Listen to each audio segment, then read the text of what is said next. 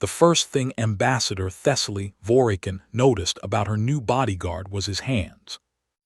Not his height, though he was tall for a human, broad-shouldered in a way that made the corridors of the Conclave station feel narrower than their schematics suggested. Not his uniform, which was pressed so precisely that the fold lines looked like they'd been cut with a blade. Not even his face, which carried that particular stillness she'd seen in certain predatory species, the kind of quiet that wasn't absence of thought but concentration of it. No, it was the hands. She noticed them when he signed the transfer documents. He held the stylus the way she'd seen craftsmen hold their tools, not gripped, not clenched, but balanced, like the thing in his hand was an extension of the hand itself. The signature he produced was clean and economical, no flourish, no wasted motion.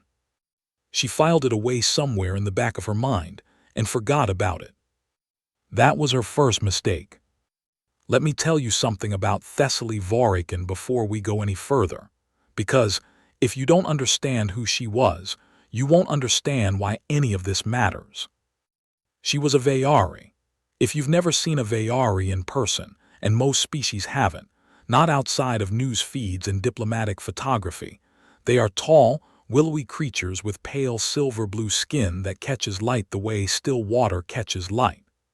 Bioluminescent tracery runs along their temples and the backs of their hands, subtle markings that flicker in patterns tied to their emotional state. When Thessaly was calm, hers glowed a soft, steady white. When she was thinking hard, they pulsed slowly.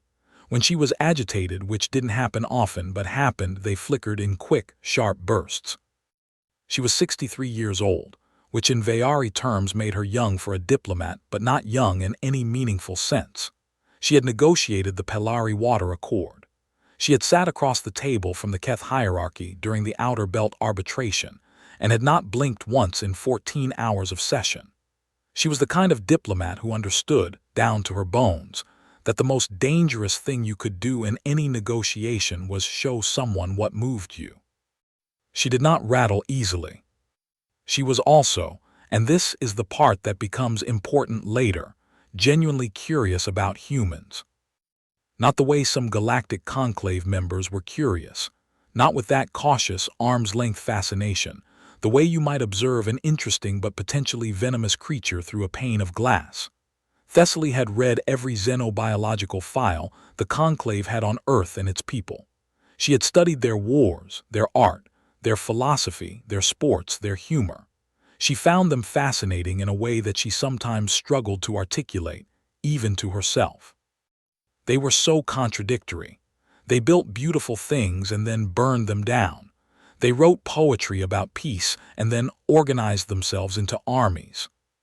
They were capable of extraordinary individual gentleness and extraordinary collective violence, sometimes simultaneously, sometimes in the same person. Every other species the conclave had encountered occupied some predictable place on the behavioral spectrum. Humans existed in 10 places at once. She had requested a human bodyguard specifically. Her senior aide, a Velash named Prinith whose 6 fingers were always doing something, adjusting a datapad, smoothing a sleeve, tapping a quiet rhythm on whatever surface was nearest, had looked at her the way aides look at diplomatic principals when the principal has said something mildly alarming. A human, Prinith had repeated. A human, Thessaly confirmed. The Conclave Security Division has an excellent Chelvari detail available. Commander Voss has 17 years of. I want the human. Prinith's fingers had stilled briefly, which for Prinith was the equivalent of a full-body flinch. May I ask why? Because I'm going to Varith Station, Thessaly said. And Varith Station has 11 different species with 11 different agendas, and what I need standing beside me is something that none of them have quite figured out how to read yet. That was the strategic reason. The honest reason was simpler. She was curious. She wanted to see one up close, working, in context. She'd spent 30 years learning about humans in reports. She wanted to see one in the room. His name was Sergeant Cale Morrow, and he arrived at her diplomatic suite on Conclave Station 14 hours before their departure for Vareth, exactly on time, which she noted. Not a minute early, not a minute late. In her experience, how someone arrived at a first meeting told you quite a lot about them. People who came early were anxious or eager to please. People who came late were careless or testing. People who came precisely on time were people who had thought about it. He was human in the most specific and physical sense of that word. Medium brown skin, dark eyes that were doing the things she'd read about, constantly moving, cataloging, processing the room without his head moving to follow. He stood still in the way that some creatures stood still, not because nothing was happening inside, but because everything was happening inside and none of it needed to be visible. He wore a Conclave Security Corps uniform, but with a small additional patch on the right shoulder that she didn't immediately recognize. She'd research it later. Ambassador Vorican, he said. His voice was low and even. Not flat. She'd read about humans who spoke in genuinely flat tones, and it was considered unusual even among their own people. His voice had texture in it. It just wasn't directed at her for effect. He wasn't performing calm. He was calm. Sergeant Morrow. She studied him openly, the way Vayari did.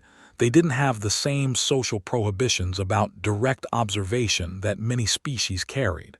Do you know why I requested a human specifically? Something shifted in his expression, not quite a smile, more like a flicker of genuine interest quickly banked. I have some theories, he said. Tell me one. He considered for a moment. Because humans are difficult to predict, and if I'm difficult to predict, I'm also difficult to counterplan around. She felt her bioluminescent markings pulse once briefly. That's the strategic reason, she said. I'm curious whether you know the other one. Curiosity, he said without hesitation. The markings pulsed again. Yes. He nodded once, professional. Accepting the information without making it into something it wasn't, without ego, without discomfort. I'll try not to disappoint on either count, he said. That was the other thing she noted about him. He didn't oversell himself. He didn't perform confidence. He just offered a simple, clean statement and let it stand there. She decided in that moment that she'd made a good choice. She had no idea, yet just how consequential a choice it was. Vareth Station. If you want to understand Vareth, start with the fact that it was never supposed to be what it became. It was originally constructed as a neutral transit hub, a waypoint between three contested sectors, technically owned by no single species, administered jointly by the Conclave's Infrastructure Commission, with funding from 7 member civilizations. The original schematics showed clean lines, functional spaces, efficient transit corridors. What it became, over 40 years of expansion, emergency additions, cultural compromises, and architectural argument, was something else entirely. It was loud in a way that had layers to it. Base layer, the structural hum of the station's gravity plating, a sound you felt more than heard, a low vibration in the floor that never quite stopped. Middle layer, the constant movement of hundreds of species through corridors designed for several of them, and only retrofitted for the rest. Footsteps that ranged from barely audible to a deep resonant thud. Voices in 37 recognized languages plus several that weren't officially cataloged. The whir and clatter of service drones and cargo movers and medical transport platforms. Top layer, music, argument, commerce, the specific kind of chaos that happened when beings with fundamentally different ideas about what a reasonable noise level meant tried to share the same pressurized space.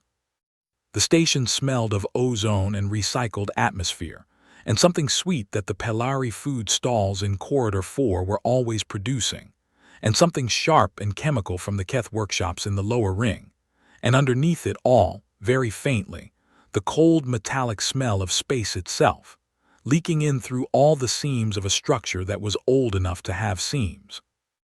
Thessaly had been here twice before. She found it invigorating in the way that complicated things are invigorating, not comfortable, but full of information. They arrived through Gate 7, which was the diplomatic arrival gate and theoretically more controlled than the civilian terminals. In practice, it was slightly less chaotic. Slightly. Morrow came through the gate just behind her and slightly to her left, close enough that he was within arm's reach, far enough that he wasn't crowding her.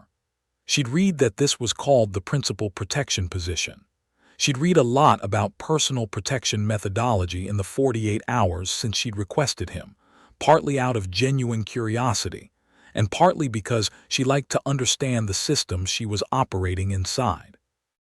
What she hadn't read about, because it wasn't in any file she'd accessed, was how it would feel to have someone positioned like that. There was a quality to it that she didn't have a precise word for in Vayari. It was something like a field, a presence that organized the space around her differently than space usually organized itself. She pushed the observation aside. There were officials to meet.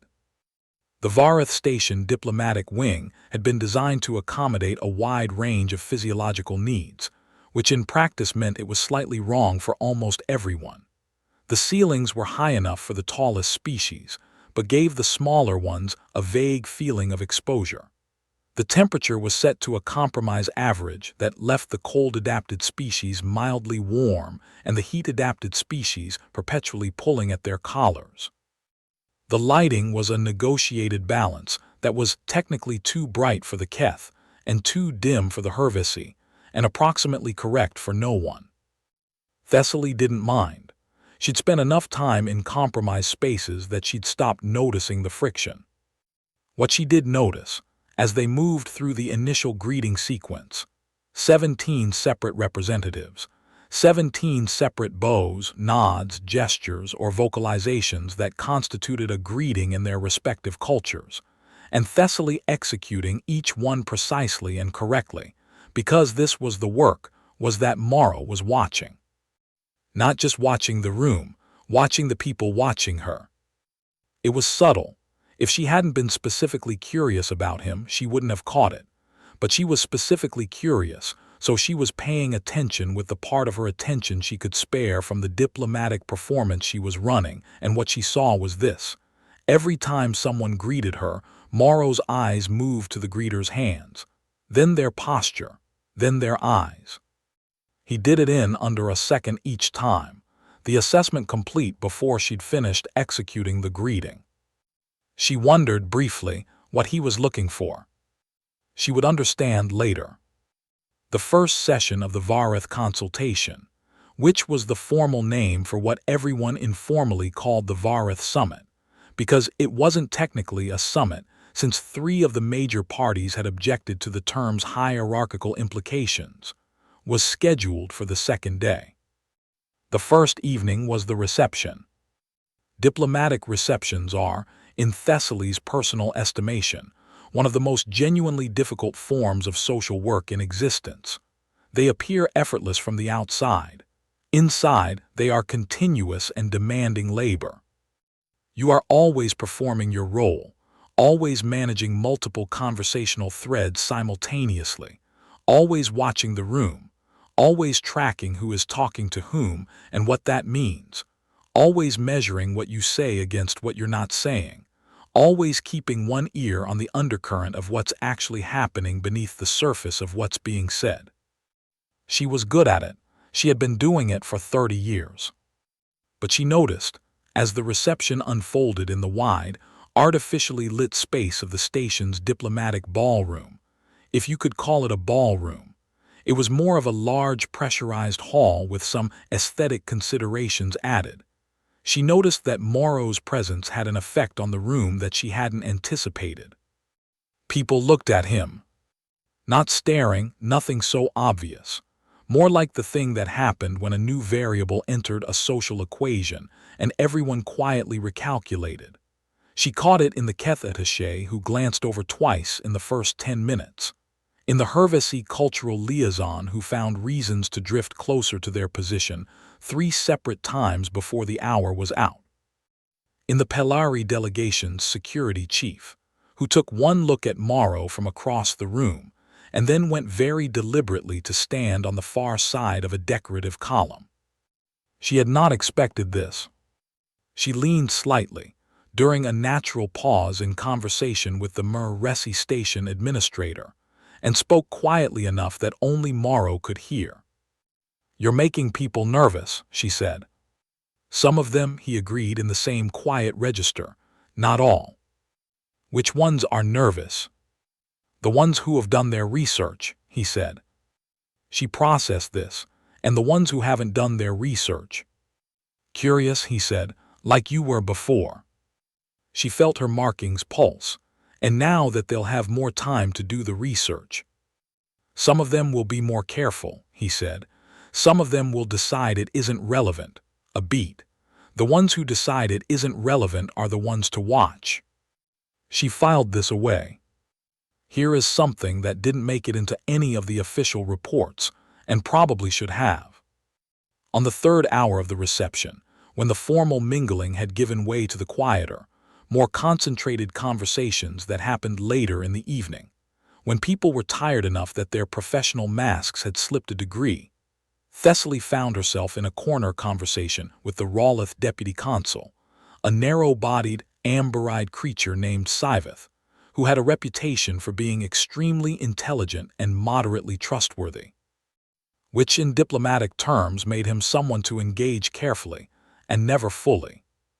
Sci-Fi had been circling something for about 10 minutes, the way politically sophisticated beings circle things, raising adjacent topics, retreating, raising adjacent topics again, feeling for the shape of what he actually wanted without committing to wanting it. Thessaly had been letting him circle. You learned things from watching which topics someone circled. Then he did something that she hadn't expected. He glanced at Morrow. Not a casual glance, a measuring one, and then he said, with the very casual air of someone delivering something that was definitely not casual, "Interesting choice of protection. Humans are quite fashionable lately among certain diplomatic sets." "Are they?" Thessaly said, which wasn't a question. "Effective too, I'm told," Sci-Fi said. "Though one wonders if the reputation isn't somewhat overstated. Marketing, perhaps. The Conclave has an interest in presenting their new member species as impressive." Thessaly kept her expression neutral. "The Conclave's security assessments are quite thorough," she said. "I found the file on Sergeant Morrow's service record particularly instructive." This was, she should note, a minor bluff.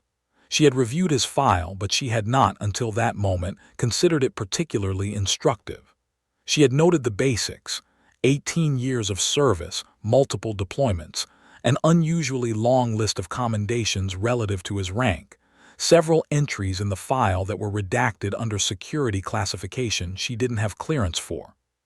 She had read it the way you read a resume, as a document of what someone had done, not what they were. Sci-Fi's amber eyes flicked to Morrow again, and something moved in them. Not quite discomfort, something more careful. "Of course," he said, and smoothly changed the subject. Later, when the reception was winding down and they were walking back through the corridor to the diplomatic suite block, she asked Morrow about the redacted portions of his file. He was quiet for a moment, the kind of quiet that was thinking, not reluctance. "I had an assignment," he said finally, "that the Conclave Security Commission decided shouldn't be public record." "What kind of assignment?" Another pause. The kind where the outcome was what mattered, and the method was something they'd rather not explain to a full chamber. She considered this, and what was the outcome? He looked at her, not a long look, a quick one, assessing, then something in his face that she was beginning to recognize as close to honesty. "Good," he said, "the outcome was good." She believed him. She wasn't entirely sure why, except that people who lied to her usually wanted her to like them, and Morrow didn't seem to care particularly whether she liked him. He seemed to care whether she was safe. Those were different projects. The second day. The consultation sessions were held in a chamber that the station's designers had clearly intended to feel neutral, and had instead made feel like a very expensive waiting room. Long oval table, material chosen to offend no one's cultural preferences, and therefore aesthetically pleasing to no one. Seating calibrated to the physiological range of the attending species. Lighting that was slightly too yellow for Veyari eyes, but that Thessaly had stopped noticing by mid-morning. There were 11 delegations, 17 items on the agenda. The first 3 items were procedural and took 3 hours because everything procedural takes 3 hours when 11 different species are involved, and 4 of them have objections to the proposed framework for recording objections. Thessaly managed her delegation's position on all 3 items with the controlled patience of someone who had done this many, many times. Prinith sat to her left, managing the data feeds. Morrow stood at the rear of the chamber near the delegate entrance, which was the post he'd been assigned. From where he stood, she knew, without having confirmed it but knowing it, he could see the entire room. She was on her feet for the 4th item, a territorial access question involving 2 of the 3 contested sectors that the station nominally serviced, making an argument she had been building for 6 weeks when she felt it. She couldn't have told you what exactly. A change in the atmosphere of the room, a shift in some frequency she didn't have a precise name for. She had been in enough high-tension situations to have developed something like a physical sensitivity to changes in threat level, the way you develop awareness of weather after enough time outdoors. She kept speaking. She didn't stop, didn't look up, didn't break the sentence she was midway through, but her eyes moved just slightly to the back of the room. Morrow was already standing differently. It was subtle. His weight had shifted. His hands were no longer clasped loosely in front of him, they'd dropped to his sides. His eyes were on a specific point, and when she followed the line of his attention without being obvious about it, she found the delegate entrance. 3 beings she didn't recognize had entered the chamber. This happened occasionally in consultation sessions, observers, aides, technical specialists arriving for specific agenda items. The door was supposed to be staffed by the station's own security, and a uniformed station officer was indeed standing there. But the station officer was speaking to the 3 newcomers with a slightly elevated alertness that suggested something was not entirely right. Thessaly kept talking. She finished her argument, took her seat, accepted the formal response from the opposing delegation with the appropriate measured gravity. When she reached for her water, a physical gesture, a habit, she said very quietly without looking up, "Prinith, camera 11. Prinith's fingers stilled for precisely 1 second. Then they moved to the datapad, casually, like they were checking a note. 3 Veth call, Prinith said, equally quiet, not on the observer registry. Thessaly processed this. The Veth call were a member species, but a fringe one. They had joined the Conclave's predecessor body 70 years ago and had maintained a relationship with galactic governance that could charitably be described as complicated. They had territorial interests that overlapped with 2 of the contested sectors under discussion. They also had a history of direct action when they felt diplomatic channels weren't serving them. "Note it," she said. "Don't flag it yet." "Yes, Ambassador." She did not look at Morrow. She didn't need to. She could feel from 30 feet away and without looking that he was already moving. What happened next was not dramatic in the sense that drama is usually understood. There was no confrontation in the chamber, no drawn weapons, no raised voices, no incident that required an official incident report. What happened was this. Morrow crossed the chamber floor in the way that large, capable creatures cross spaces when they don't want to alarm anyone, not hurrying, not obvious, moving with the relaxed purposefulness of someone who has somewhere specific to be and is getting there without calling attention to the fact. He reached the delegate entrance. He spoke to the station security officer. The 3 Veth call were escorted from the chamber. The whole thing took perhaps 4 minutes. The session continued without interruption. Thessaly was watching her counterpart from the Maresi delegation deliver a counterargument when Prinith slid a data note across the table to her, the way aides pass notes in long sessions. It said the Vethkal were carrying 3 devices. Station security is reviewing them now. Sergeant Morrow's preliminary assessment, signal jammers. She read the note once, folded it, set it aside. Signal jammers in a consultation chamber would have disrupted the recording systems, the translation feeds, and she understood this in a second pass. The emergency communication network that all delegations' security details operated on. Jam that network and you isolated everyone from their backup channels simultaneously. The session continued. She delivered her response to the Maresi counterargument with complete composure.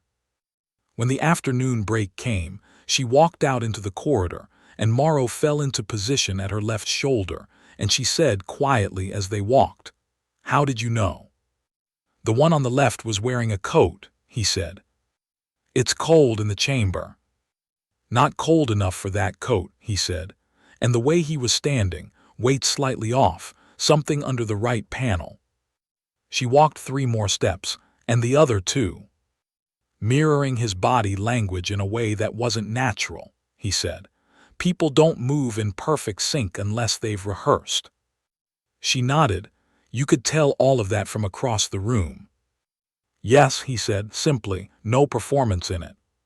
She thought about the Rawlith deputy consul's comment from the night before. One wonders if the reputation isn't somewhat overstated. She didn't say this out loud, but she thought it. The evening of the second day, she asked him something she'd been turning over since the reception. They were in the security anteroom of the suite block, a small, functional space that served as a buffer between the diplomatic quarters and the main corridor, where Morrow spent his off-rotation hours when she was in her suite and didn't technically require active cover. She was passing through from the suite to the common area when she found him there, reading something on a handheld. He looked up, waited. "The Pelari security chief," she said, "at the reception." "He moved away from you." Morrow's expression didn't change, but there was a quality of recognition in his eyes. "Yes," he said. "Why?" He was quiet for a moment, setting the handheld down. "The Pelari Confederation has extensive files on human combat physiology," he said. "They were involved in the early contact period. There was an incident." "What kind of incident?" Another pause. The particular kind of pause that wasn't reluctance but calibration, figuring out how much to say and how to say it accurately. "A conclave peacekeeping force was deployed to Pelari Outer Ring territory," he said. "There was a breakdown in negotiations with a local faction. It got physical. The Pelari security forces were part of the response team." He paused again. "They outnumbered the human unit 3-2, and had what the assessments called a significant tactical advantage in terms of equipment and local terrain." "And," Thessaly said, because clearly there was an end. "And the incident lasted 14 minutes, he said, "and then it didn't." She looked at him. "What does that mean?" "It means the Pelari Security Commission has a very thorough file on human combat capability," he said, "and their senior security personnel are briefed on it. So when he saw a human in a diplomatic security role, he made the calculation that a comfortable distance was probably the better tactical choice." Thessaly held this for a moment. "You make it sound very clinical." "It is clinical," he said, "from a threat assessment perspective. But from a different perspective." Something shifted in his face. Not much. A small adjustment, the way light adjusts when something passes in front of it. "From a different perspective," he said, "it was 14 minutes where people got hurt and nobody particularly wanted them to. The outcome was what it was. It doesn't need to be dressed up." She watched him for a moment. The bioluminescent markings at her temples pulsed slowly, which meant she was thinking. "The conclave species files on humans," she said. The parts that aren't in the public databases. What about them? I don't have access to those classifications, she said, but I'm starting to think I should have. He looked at her steadily. Probably, he said. But for what it's worth, the people who benefit most from those files are the ones who have reason to plan something. The people who don't plan anything don't usually need them. And the people who don't plan anything include most people, he said, most of the time, including most of the delegations here. But not all of them. Not all of them, he agreed. The third day was when things changed. It began normally. Morning session, 2 agenda items that both required extended discussion, a working lunch where the food was carefully selected to be physiologically acceptable across the species range, and therefore enthusiastically enjoyed by no one. The afternoon session built on the morning's points. Thessaly had a private meeting scheduled for late afternoon with the Drawley trade representative, a meeting she'd worked to arrange for 6 weeks, because the Drawley were central to the access question and had been declining to engage directly, and she had finally, through a combination of patience and the right kind of indirect pressure, gotten this meeting on the calendar. The Drawley trade representative was a being named Kasaveth, old, by Drawley standards, which meant physically imposing in a way that Thessaly suspected was intentional. Drawley tended to project their age as authority, and Kasaveth had the bearing of a creature who had been the most significant individual in most rooms for the better part of a century. The meeting was in one of the smaller side rooms off the main consultation wing. Thessaly went in with Prinith. Morrow took a position outside the door. For the first 20 minutes it went as expected. Kasaveth made his positions clear, unhurriedly. Thessaly received them, offered her positions in return, and they began the slow work of finding out where the actual shape of a possible agreement might lie. She didn't know, at that point, that 3 things were happening simultaneously in the corridor outside. The first was that 2 of the station's regular security patrol was, for reasons that would later be attributed to a scheduling error that probably wasn't an error, absent from the corridor for approximately a 30-minute window.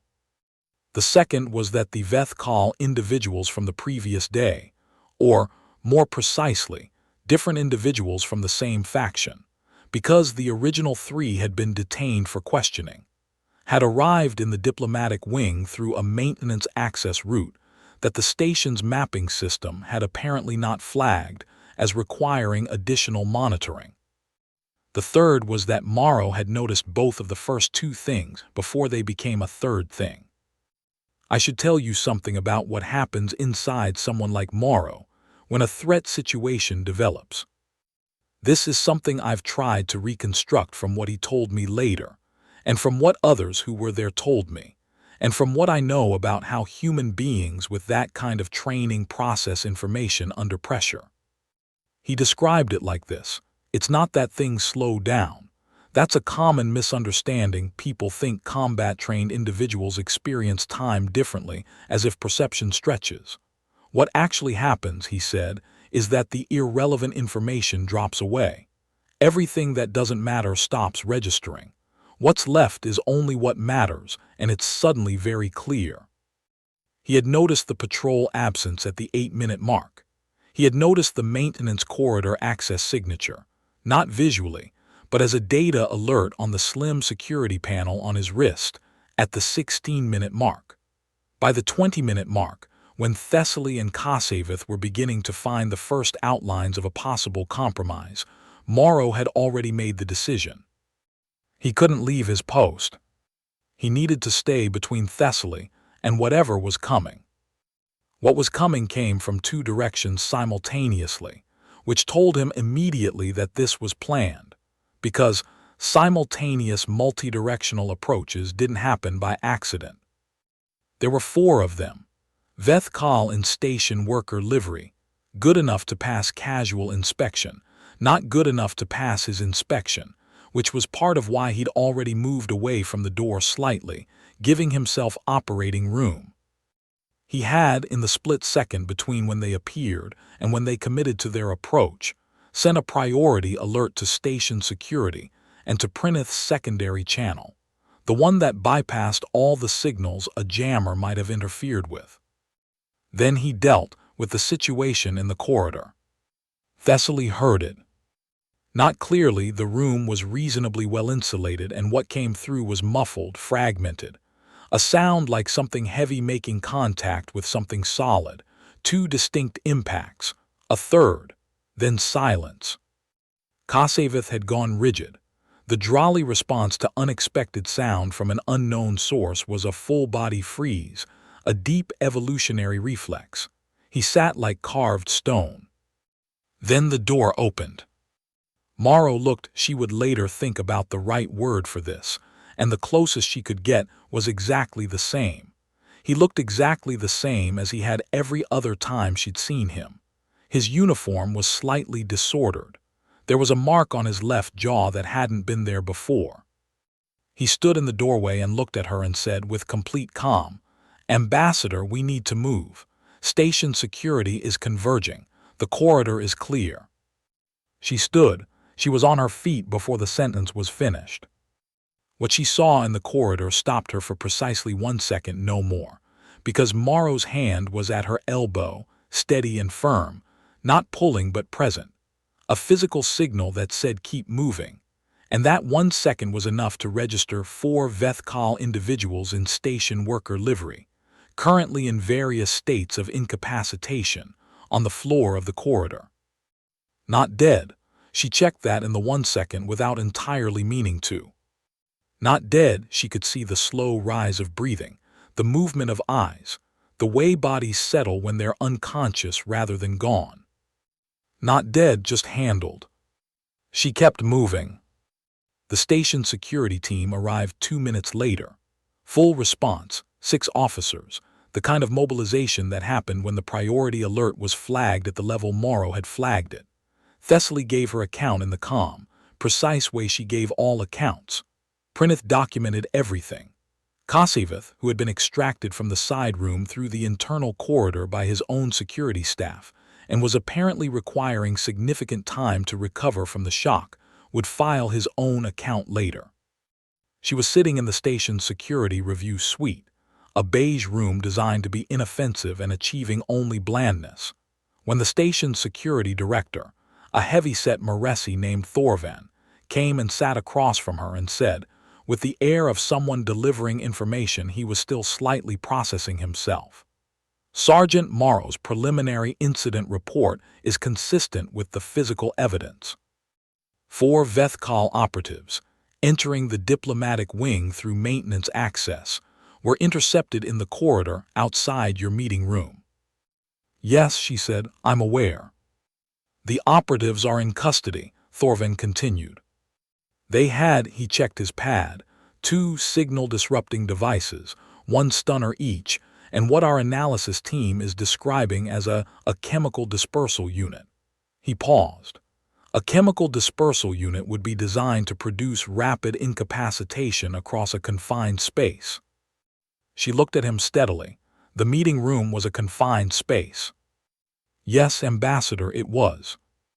She was quiet for a moment. The bioluminescent markings at her temples were doing the thing they did when she was thinking hard, pulsing in slow, even beats. "Where is Sergeant Morrow?" she said. "He's giving his account to the incident review team," Thorvan said. "Standard procedure." "How long will that take?" "An hour, perhaps 2. He's thorough." She nodded. She sat back. She looked at the beige wall and thought about what had very nearly happened in that corridor, and what had not happened because of one human being's capacity to read a patrol absence and a maintenance corridor alert, and 2 simultaneous approach vectors and process all of it into a response that left 4 armed operatives on a corridor floor in a condition that was incapacitating but not lethal. She thought about what she'd said to Prinith 6 weeks ago. "I need something standing beside me that none of them have quite figured out how to read." She had thought that was a strategic insight. She was revising the analysis. He came back in just under 2 hours. She had asked to be notified.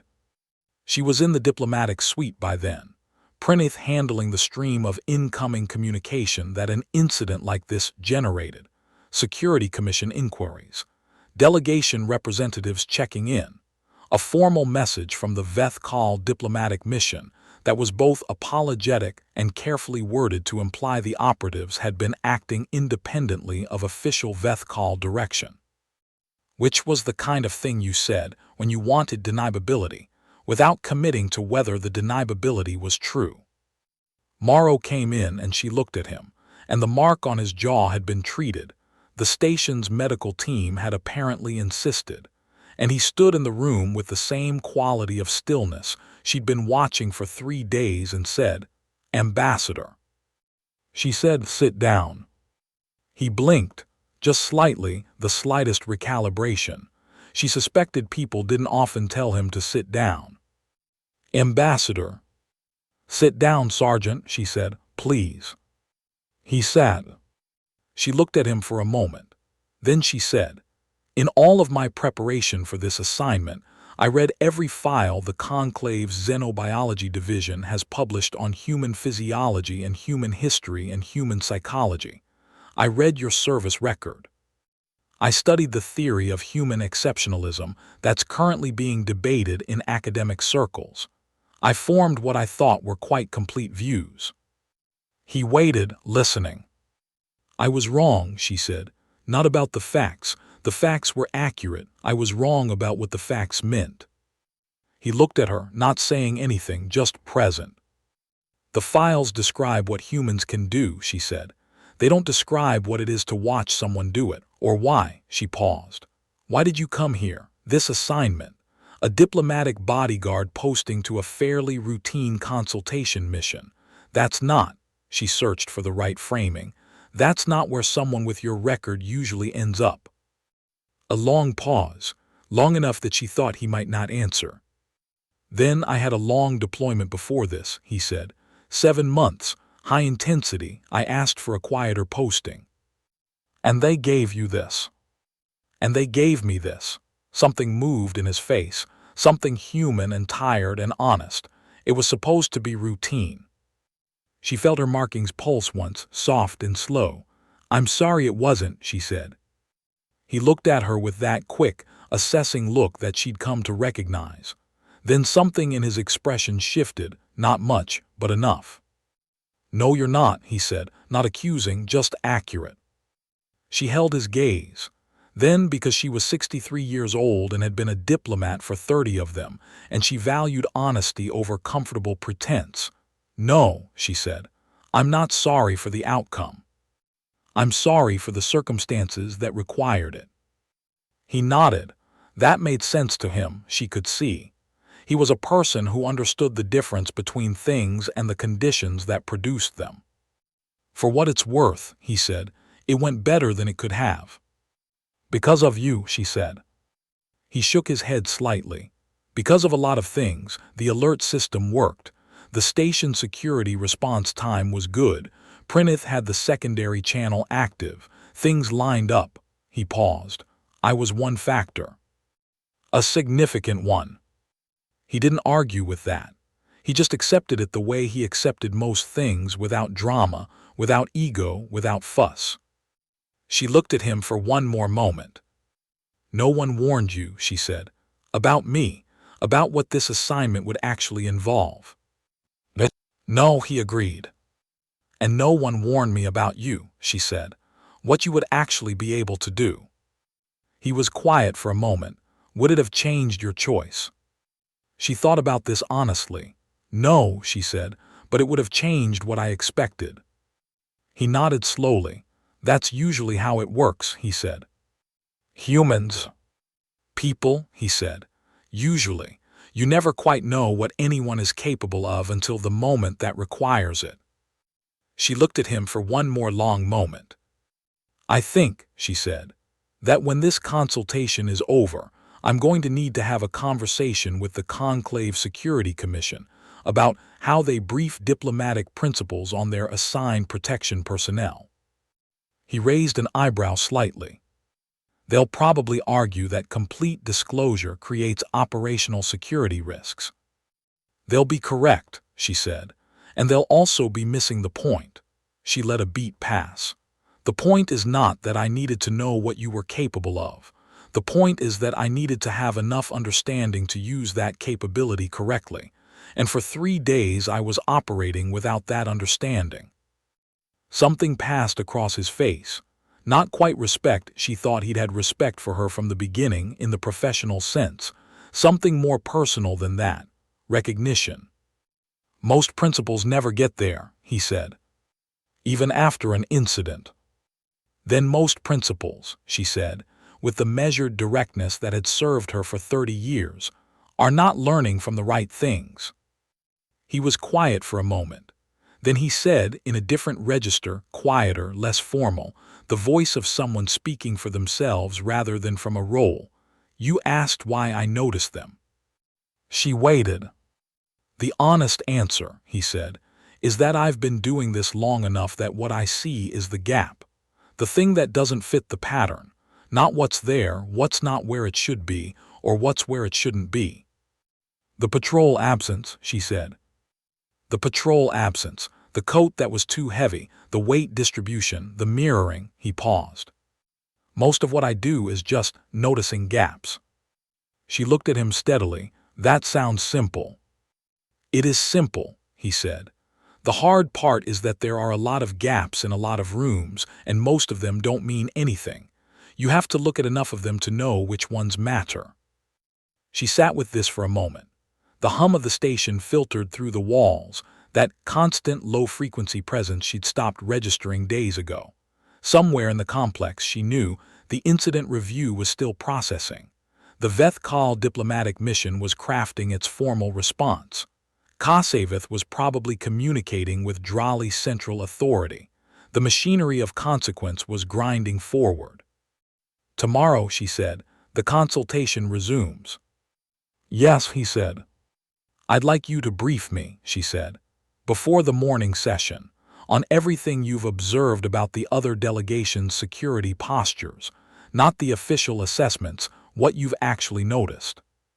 He looked at her. "That's somewhat unusual." "It is," she agreed. "But I spent 3 days operating on incomplete information, and I find I'd like to stop doing that." He was quiet for a moment. Then, "It'll take about an hour." "I have an hour," she said. "I will always have an hour for this." He nodded. Something settled in his expression, not relaxation exactly, but a kind of alignment, like the equation of the situation had just resolved into something cleaner. "All right," he said. She stood, signaling the conversation's end. He rose too, reflex, training the physical grammar of his role. "One more thing," she said. He waited. "In 30 years of diplomacy," she said, "I have worked with a great many security personnel. I have worked with Chelvari honor guards and Hervesi protection specialists, and Keth military attachés and Moresi security consultants. I have a considerable body of comparison." He held her gaze. "None of them," she said with precise, unhurried honesty, "would have known about the coat." He held her gaze for a moment. Then he said simply, "They might have, if they'd been trained to look." "Perhaps," she said, "but they weren't and you were." A beat. "Get some rest, Sergeant," she said. "I need you sharp in the morning." "Yes, Ambassador," he said. She walked toward the inner suite. At the door she paused. "Morrow," she said without turning. "Yes." "When this consultation ends," she said, "if your leave preferences allow for it, I'm submitting a request that you be attached to my office for the duration of the outer sector review process. That's 14 months. The silence behind her had a particular quality. "That's not a routine posting," he said. "No," she said. "It isn't." She paused.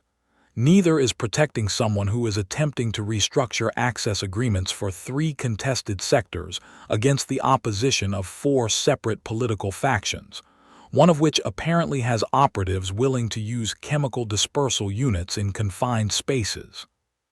Another pause. When you put it that way, he said. I'm a diplomat, she said. I put things precisely. She opened the inner door. Think it over.